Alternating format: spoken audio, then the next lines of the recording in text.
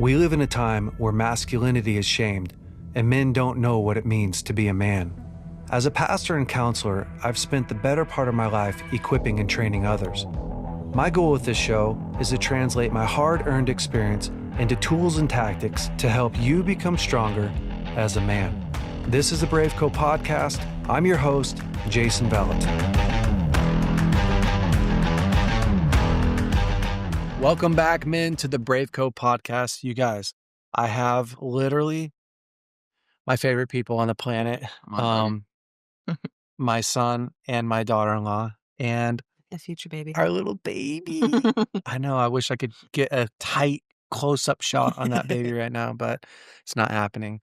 Maybe next month I'll come in here with the baby. Her. Come on. Oh, with what? Tina, Tammy? Yeah, Sabrina. We don't know what she's named yet. Yeah. But Elijah and Allie run Bethel Global Response, and they've been all over the world providing aid, services, help to people who are in need. And they have a really cool initiative that we're going to talk about at the end, how you guys can help support a family that's massively in need and make a big difference. But before we do that, I wanted to just kind of dive in and hear some of the stories that you guys have been a part of. Elijah has been to Ukraine, I think 4 times, literally on the front lines, you guys, like texting me, and not texting, sending videos or FaceTime. I FaceTimed you one time when there were bombs dropping and your whole room shaking. I'm like, hey, dude, you might want to leave. That's the sign to go. But I want to get some of those stories, right? Because we all have this idea and this picture of what it would be like to like be on the front lines and that selfless American hero. Yeah. Like going out and helping people. And a lot of us can't do that, right? Like how many people can actually leave their job and live as irresponsible as you? Or want to. Yeah. Yeah. But I think we all innately have this desire to reach out and to be a helping hand to people. To make a difference. Yeah. Lige, what was the first, like, what was the first time in Ukraine like for you? Yeah. I think the first time in Ukraine was so eye-opening to me because I've heard so many stories. Yeah. And when you hear stories, you instantly go, oh, I could do that. Like, put me in that situation and I would kill all the bad guys. Yeah. And I think my first introduction to Ukraine was with guys who have been going every single day. Yeah. This is their daily routine and they've gotten comfortable with taking risks. Yeah. And for me, I am a risk taker, but this was way bigger than anything that I've done. And so for me, my first time going, it took a lot of trust in God and a lot of why. Like my why had to, like my why was a big deal because it doesn't make sense to send at that time, 23, 24-year-old, man, an American man in Ukraine to go and help like that. Just on pen and paper doesn't make sense. What do you actually do? Yeah, exactly. And so, my first time going, it was, it was chaos and it was really eye-opening to see what does the world look like. I remember, I think it was the first time that you went, you guys at one point were on the front lines. There was a truck that was stuck in the mud. Tell that story a little bit. Yeah. I mean, so essentially what was happening when we were here was we're driving down these dirt roads and these roads that have, obviously been blown up. Tanks and artillery has, hit these main roads, these main lifelines to be able to get into these towns and these cities. And our objective is to go where no one else wants to go. And that's where the greatest need is going into these cities that half of them are taken by Russia and half of them are occupied by Ukraine, and going into these towns and helping evacuate these people that are stuck and don't know how to get out. And so this situation, we were going and driving down this dirt road and our this story, we were driving down this dirt road and we had gotten a flat tire. And in our vehicle, which is like, it is the worst because how this is set up is it's farm fields. All of Ukraine is farm fields. So it's farm fields and then some tree lines, similar to how South Dakota is set up. And so you're driving down these roads with tree lines, and we got a flat tire. And in our vehicle, we have this system that takes down drones. It's like an anti-drone system. Yep. Yeah. And so while we are taking off this tire, the anti-drone system is going off, and you just see drones falling out of the sky that are obviously trying to attack you. And so, we often find ourselves in situations like this where you're in a scenario that is not fun, and you're in a situation that is super scary. But it's honestly it's the peace of God that takes over you that actually gets you to where you need to be. I remember this last trip we went on, we were driving down we were driving into this town. It's one way in, one way out. And as we're driving, I'm in the vehicle with one of our guys who doesn't speak English. He only speaks Ukrainian. And we have another vehicle behind us. And as we're driving into this town, there's a drone that pops out of this tree line. Now, our drone system can only take down certain types of drones. And this drone was probably the half size of a car. So it was a big drone, and it pulls out of this tree line. And I remember as we're driving into this town, my heart instantly just dropped. And I instantly was just thinking, because drones drop bombs and things like that. So in Ukraine, like the Russians weaponize the drones, they drop bombs, and a lot of people die by that. Yeah. And it's the main force that both parties use to eliminate one another and use for warfare. And they're very cheap. Yeah. And so I remember when this drone pulled out of the tree line, my heart instantly dropped. And I just instantly was like, my wife is going to kill me. Because I'm about to die. And that was the only thing in my head was, my wife is going to kill me. My wife is going to kill me. She's going to be so mad. And so I remember hopping on the radio almost in a panic of like, there's a drone, there's a drone, there's a drone.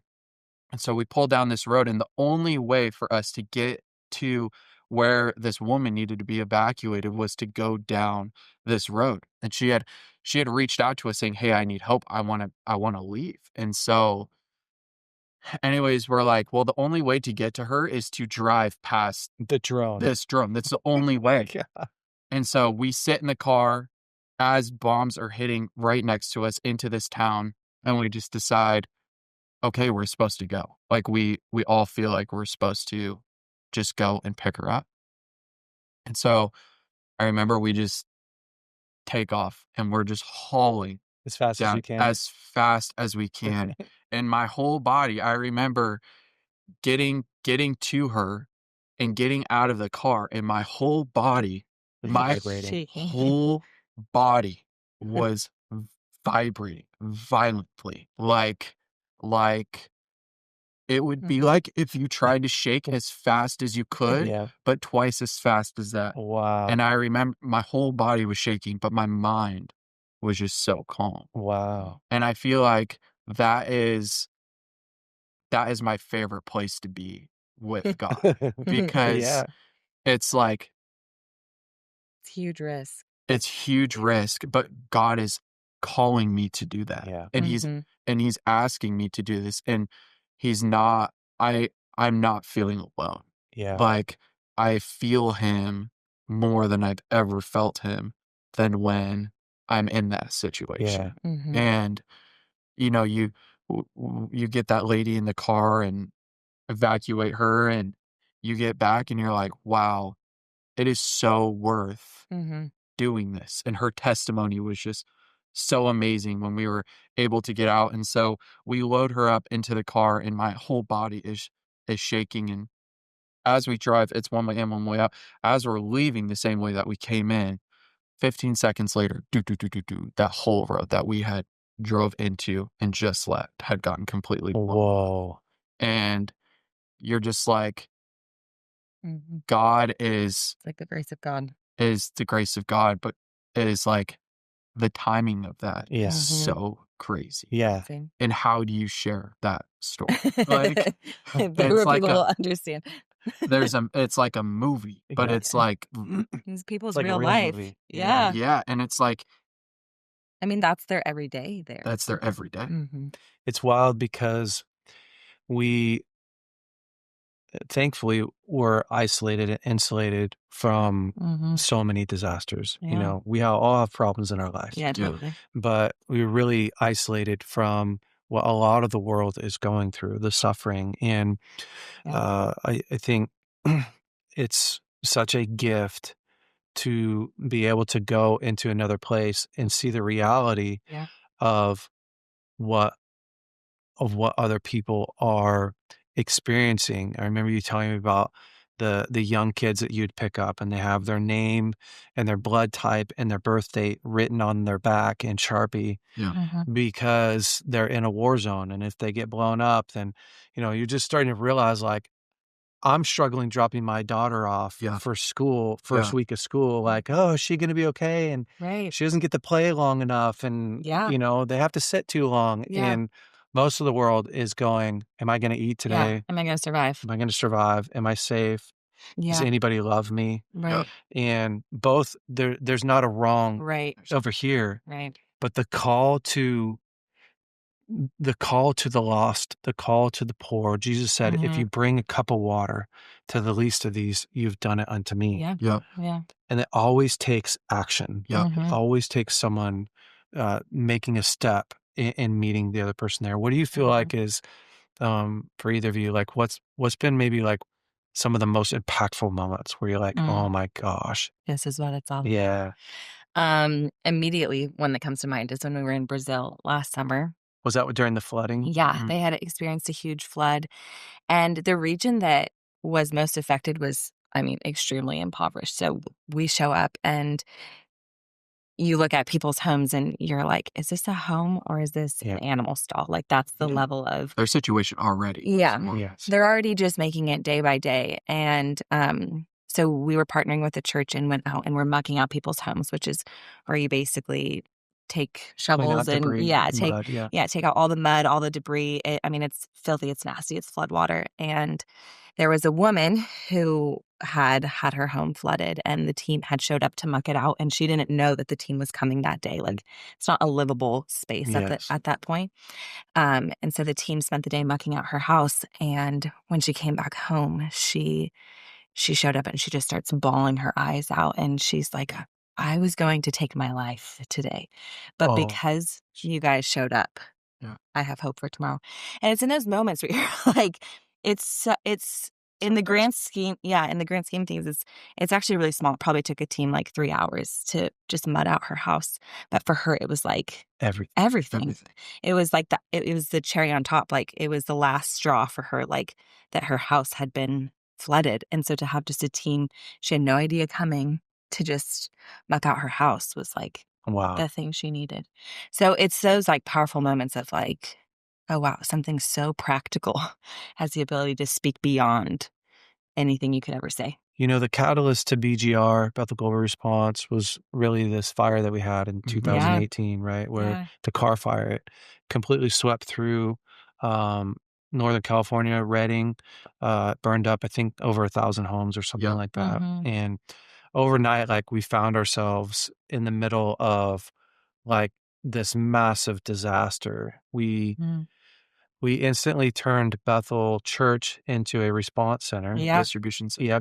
Distribution center. And I remember Bill was out of town, Dad was out of town, Eric and Candace were out of town, and Lauren and I, Mom and I were like, we're here. We don't know what we're doing, but let's do it. And the city asked us to open it up. And I just remember like learning as we go, Carl, Ladd, and myself, and John Chilia.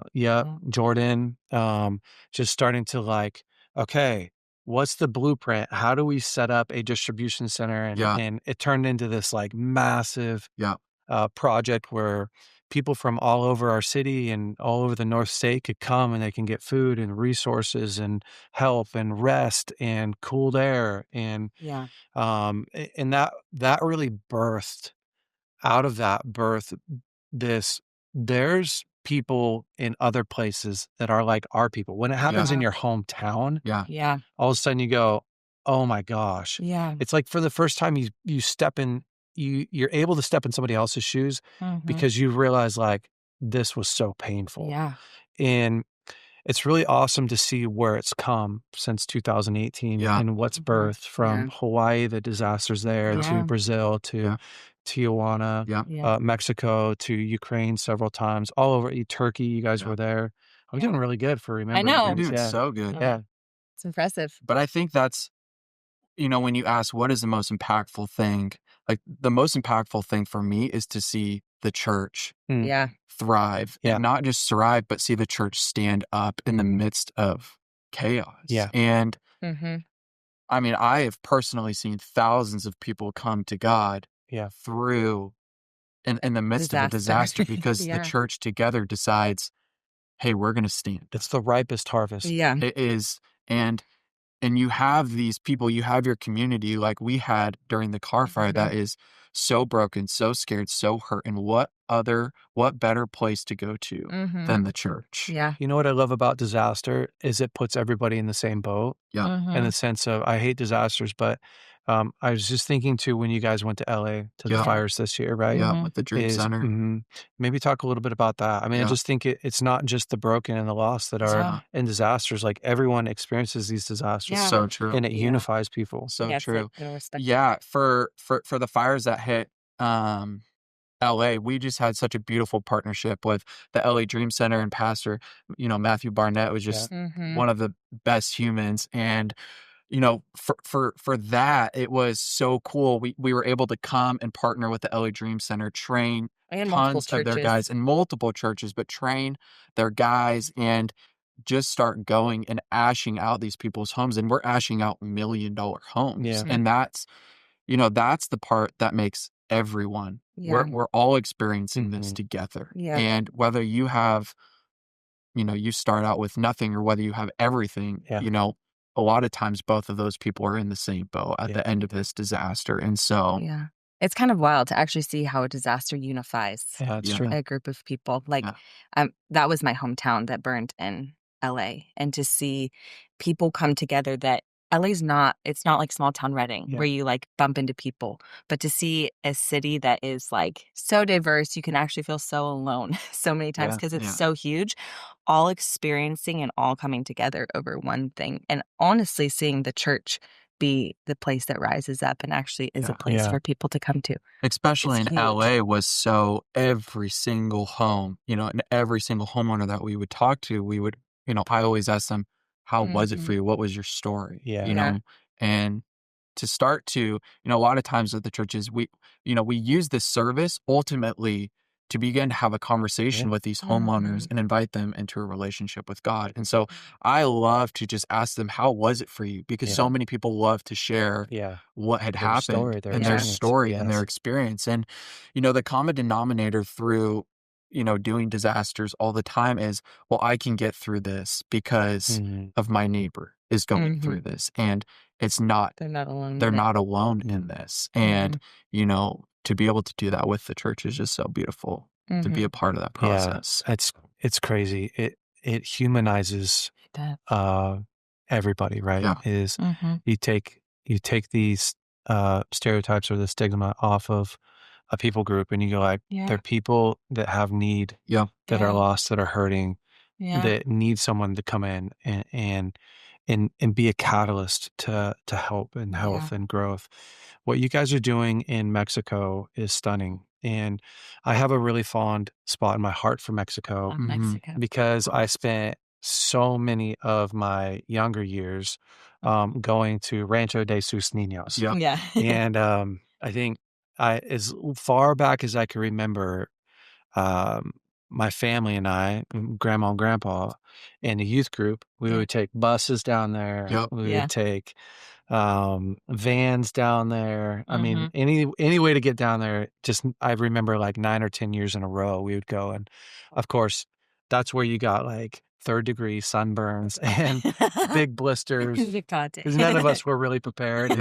You make the volcano With the concrete, Yeah. and just mix concrete and build homes. all And day. Oh, yeah. yeah, but I remember that was the first place that I was exposed to severe poverty. Yeah. And every year we'd go to the dump, Oh, yeah. and man, just watching these young kids and people right now. There's people right now making a home out of cardboard Gosh. that are, you know, Mm. trying to find food to eat in the trash. I mean, that is Yeah. their reality. That's literally their reality. Yeah. And I remember driving in and being like, oh, it smells in here, Mm. and leaving crying, Yeah. knowing that this is their life. They didn't Yeah. choose it. They don't want it. Yep. They're there because they are stuck in a cycle of Yeah. deep, deep poverty. Mm-hmm. And unless people like us go and help, right? I mean, you didn't decide that you were going to be white and born into the family, and Yeah. Yeah. and so they got drawn a straw that now they have to live with, and Yeah. of course take ownership for and do all that thing. But Mhm. for us, I have such a heart for that community, and Mhm.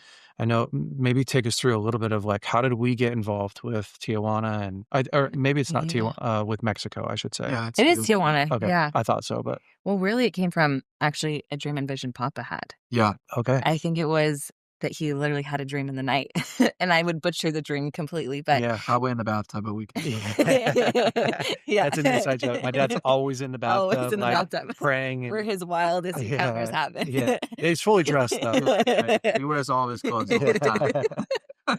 But he had some dream about a bear running after him and Bill and hugging him. And then when he woke up, he told Grandma, and Grandma goes, "That's the California bear." And it was just Yeah. this like knowing about there's something about The immigrants. the immigrants in California.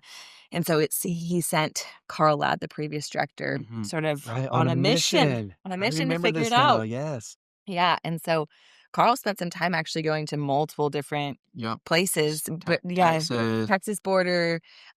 He even was on, our side of the border in San San Diego. Diego, trying to just see what the situation was and where to be plugged in. And eventually, through a connection with YWAM, was connected with Pastor Gustavo, who I think the first time they went down was the beginning of 2021. Yeah. Met with this pastor, and I mean, he's just amazing. We met with this pastor for the first time, and we had heard about him through YWAM. And I Yeah. remember at the time we didn't know this, but he had opened up this this church, his church, his God sanctuary. gave his yeah. sanctuary. God gave him a dream, and I said, I want you to start building bunk beds and start getting mats and start getting almost like a Noah's Ark like rendition of this like vision of what he should be doing with his church. And so, he started getting prepared, and then all of these migrants started coming. And at the Yeah. time when we had met him, he had been getting poisoned by one of the pastors of his church. Like Or- physically Like poisoned? physically poisoned. Yeah, And one we of didn't know his this. recommended- And Like they were poisoning. like they Poisoning were his food. poisoning his Yeah. food Holy cow. because they didn't agree with what was happening. Oh, All right, there was like That's a a whole power nother- trip. It was that's a whole nother level of legalism. Yeah, Oh, it's it was- crazy. And I remember Control. we were sitting down. It was me, Carl, a couple of other members, and pastor. And I said, I gave him a prophetic word, and I said, you're scared about where your inheritance is going and who's going to take your place because you're sick. And he had been in and out of the hospital. and yeah, I basically prophesied like you have been sick and you are worried about what is going to happen. Like you have so much fear, and your daughter is going to take your place. And at that moment for our relationship was huge because I didn't know he was sick. I Yeah. didn't know he had a daughter. I didn't know any of this. God just gave us this Wow. word, and Mhm. we instantly had built a connection Yeah, with him that's where he cool. was like, these people see me. And so from then we were, Carl and the team was able to build a relationship with him and get water filtration systems. And this place So was what a were they complete doing? dump. What are they doing? Yeah. So right now it's a refugee center. It's actually the largest refugee center in Latin America. No way. Yeah. Mhm. And so they see a fluctuation between 1,500 to 1,800 people, and it's majority women and kids. There's no single men. And refugees from what? Mainly Latin America. They're What are they running from? Yeah, they're mainly fleeing from gang violence in their home country. Probably 90% of it is gang violence. And people are coming on foot? Like, is that what's happening? Walking, a lot of them. Miles. Yeah, most of them, honestly. Yeah. They're not like well-to-do. Yeah. They're fleeing. So yeah, they're running away. Yeah. So a lot of them are like also to like want to stay hidden. They don't want their identity to be exposed. Yeah. And to be completely fair, a lot of them don't want to come to America. Yeah. They don't have a desire to. America is my dream. Yeah, they just want to get out. They just are getting out of chaos. And the story with the majority is my husband got murdered. And that night that the cartel came to our house and murdered our husband, we ran and fled. They threatened us. Gosh, no way. And most people have like a death threat against them, and how their country or government is set up is, they're not protected, so they're fleeing. And the stories that you hear are like, the level of trauma that they've walked through, and then they show up to this place, and the shelter. It started as just a place for people to sleep, stay, to be able to stay.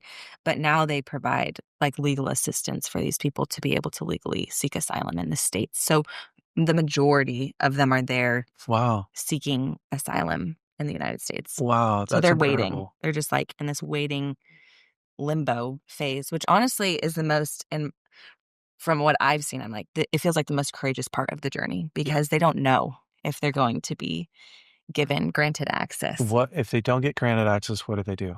A lot of them stay. Yeah, because they're coming to this place, to this center that is peace. You literally see these people. They've walked hundreds, some thousands of miles and crossed oceans, and they meet people that have gone through the same thing as them. Yeah, and it's like healing. An emotional break that happens at the center. Wow. And it is like you see these families that have gone.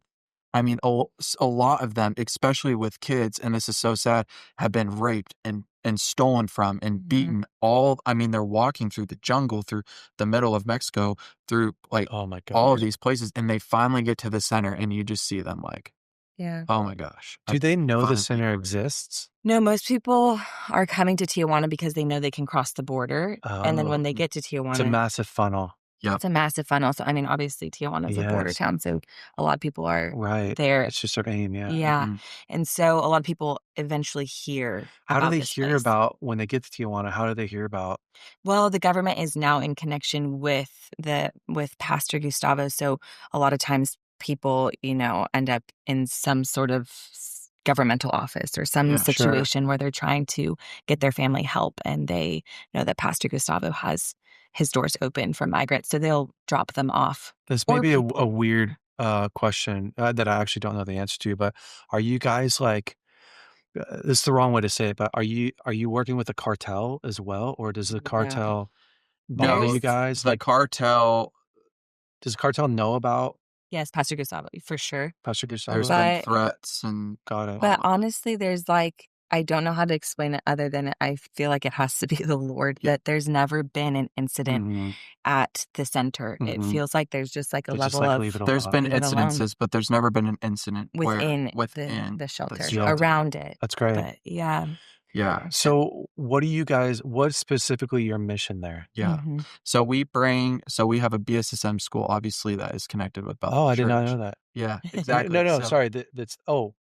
Sorry. No, not at the shelter. At the shelter. Not at the shelter. I was like, wait a minute. We have a BSSM. You definitely have a BSSM in Tijuana. School that's in Tijuana. Chris Melton would love that. Yeah. But, so we have our school that is here in Redding with our students. And so every single month, we bring down a team of BSSM students. And so, and that's what we have done in the past, and their goal is just to go and love on these people. It's like emotional and spiritual care. It's emotional and spiritual care, doing ministries with the women. But more recently, we have taken on the responsibility of feeding these families. And it has just been amazing. And so my stance is, it's really hard to preach the gospel to someone on an empty stomach. Yeah, it's true. And, gosh, that'll preach. Yeah. And when, for us, it's you almost speak different languages because you're like, God loves you, God, you know, God wants you, and they're like, I'm starving, my kid is starving, I have And do you know what we just walked nothing. through? Do you know what we just went through? Yeah. And so for It's us, like so insensitive. Yeah. and for us to be able to speak their same language and be like, And meet the need. hey, I may not know what you went through. I will never know the pain and trauma that your family has gone through. Yeah. But I know that I can give you $30 a month to feed you. That's going to set you up. Yeah. And I think the beautiful thing is like we've captured some stories from the people that have arrived at the center. And, you know, it's dads that arrive at this center who have, I mean, risked everything for their families, but also left everything and often are arriving like, I don't feel like I'm doing anything for my family. I can't work So here. powerless. I can't. Yeah, so powerless. Like my family's just experienced all this trauma and now we're at this shelter. And how am I going to even feed them? How am I going to work? And a lot of the men end up working in the kitchen or helping facilitate it. So there's like a level of, I don't have to worry how my family's going to eat, but also like a level of dignity restored to people that is like really profound. Yeah, and it's so cool. So we've recently taken on this feeding program, and it's 1,500 people, around 1,500 to 1,800 people every single day, 3 meals a day. Wow. And it comes out to about 1.6 million meals. So it is a lot of In a meals in a year. But it's 20 cents a meal. And these people are eating, I mean, we eat the food every time we go, and it is phenomenal. It's chicken, rice, vegetables, dessert. It is incredible. But what's so cool is these families are coming here. It's almost like creating a safe place for them to relax and build connection again and to process the trauma with our counseling teams that are coming. And, you know, for the men is giving them the ability to go and do construction. Like I can't imagine for myself if I wasn't doing my craft or what I was made to do. It's true. Just waiting. And so these guys have the ability every single day. They wake up, they go and do construction. They go and serve the center that they're at while their family is being fed. That's incredible. So you guys have a goal of raising $1 million? No, 84,000. Okay. $84,000. 84,000, 1 million 1 meals. million meals. 1.6 million meals. And so how do people participate in that? Yeah. And get involved? Yeah. Well, to donate is one way to get involved. Yeah. And that is providing those meals to families that are there at the shelter. And 100% of the funds that are donated go to this feeding program. So if you donate $84,000, you're dishing out 1.6 million meals. That's incredible. And so for us is what would it look like for a family, for people to adopt a family? And that looks like $30 a month. Takes care of a whole entire family's That's meals awesome. for the whole month. Yeah, that's incredible. Yeah. It would be so cool for us BraveCo men to think through, like, what would it look like for each one of us to adopt a family or adopt a child, you know? And if your family's like, man, I can't feed a whole family, like, I get it. I've been in tough times too. But to be able to go like, I can provide a meal for a child for every month. It's 20 cents, you know, for every day. $20 or $10 or $15, you know? But I think a lot of times we hear stuff like this and we just go like, oh, somebody else is going to take care of it. But actually we have this like massive blessing to know that I can literally provide food for somebody 100%. in today that makes all the difference for them. 100%. And it's like mucking out that lady's house. Like you gave time, she received hope. You know, you gave a little bit of money, they received like so much life and help and this message from God that like, you see me, you care for me, you love me. And so we're going to put a link in the show notes, but also Bethel Global Response. .com. Okay, cool. And they can go on there and sign up. There's a Tijuana page that they can go. Okay, perfect. Awesome. You guys, thank you so much. Thank you so much. Thank you for what you're doing. And BraveCo men, if it's on your heart to step up, I know there's a lot of ladies that are watching too. If it's on your heart to step up, you can search for the link in the bio here, but you can also go to BethelGlobalResponse.com and just take action today. I know that all of us have a massive heart to make a difference. But sometimes we put it on the shelf. We're like, I'll get to that next week. Just today, if you go on there and help us reach that goal of $84,000 to feed those meals. And if there's somebody on here that's watching, you're like, man, I just want to cover that full thing. God bless Honestly, you. that's an incredible way to do it and just to handle it. And we appreciate it so much. BraveCo men, have an incredible week. Thank you for watching. Stay brave. Hey, BraveCo men. Hopefully you loved this week's episode. Listen, if you have not subscribed to our podcast, you are already behind. Go ahead and click right here to subscribe to our podcast. And if you have not watched last week's episode, you can click right here and watch last week's episode. And listen, if you want to upgrade your wardrobe, you can check out some of our new hats that we have in stock and all our other swag. Go to braveco.org and you can look at our store there. Have a great week. We'll see you next week.